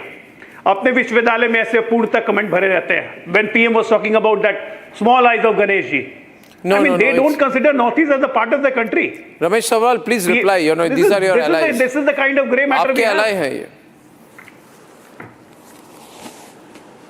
India is one, sir. All states are a part of India, and we struggled with the Britishers, when Britishers No, Ramesh Sabharwal. We were not having anything in India. Ramesh Sabharwal, हमारे पास कुछ भी नहीं था. हमारे पास कुछ भी नहीं था. प्रधानमंत्री ने casual comment नहीं किया. We appreciate the Prime Minister that he is adopting the policies.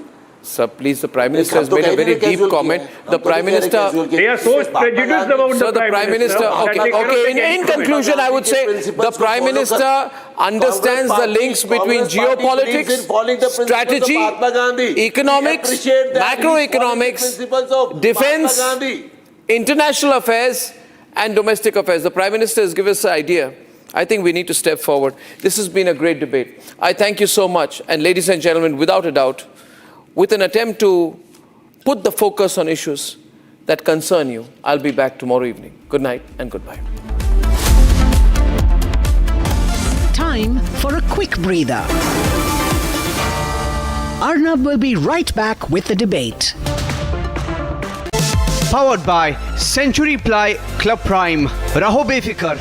Amity has been ranked amongst the top 3% universities globally, a testimony to Amity's globally benchmarked quality. पैसा लगाना है तो सेंचुरी प्लाई क्लब प्राइम पे लगाओ. डूबेगा नहीं, जलेगा भी नहीं, कोई खा नहीं जाएगा, धोखा नहीं देगा, ऊपर नीचे भी नहीं होगा, सेफ रहेगा, सिक्योर्ड भी, मिनिमम 30 साल का रिटर्न देगा. अब इससे बेटर इन्वेस्टमेंट है तो बताओ. सेंचुरी प्लाई क्लब प्राइम, रहो बेफिक्र.